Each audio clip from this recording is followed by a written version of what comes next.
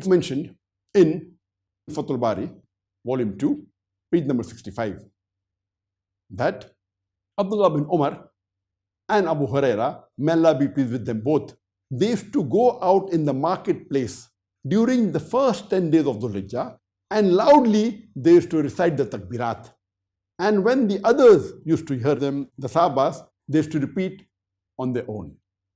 That means it is a Sunnah during the first 10 days of Dhul Hijjah to say the Takbirat loudly in the marketplace. I have traveled to so many Muslim countries. I have never heard in any Muslim country Muslims saying loudly in the marketplace, Allahu Akbar, Allahu Akbar, La ilaha illallah, Allahu Akbar, Allahu Akbar, Walillahi alhamd. I have not heard. Many Muslim countries I've gone to.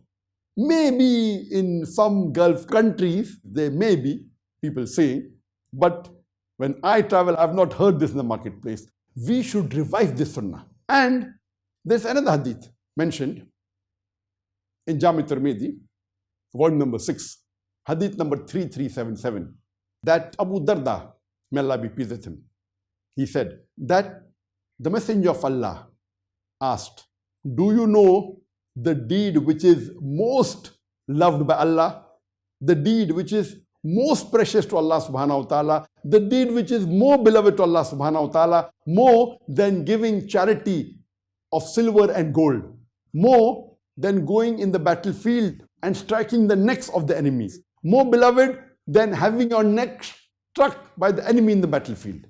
And the Sahabas asked, which is that deed? And the Prophet replied, Zikr of Allah.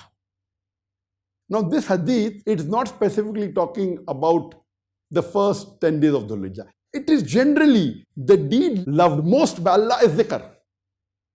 And all the other hadith I quoted earlier say that the deeds, the good deeds done during the first 10 days of Dhul Hijjah are better than deeds done on any other day. So imagine if we do the zikr of Allah during the first 10 days of Dhul Hijjah, especially go out in the marketplace and say loudly the takbirat, Allahu Akbar, Allahu Akbar, La ilaha illallah, Allahu Akbar, Allahu Akbar, Walillahi alhamd.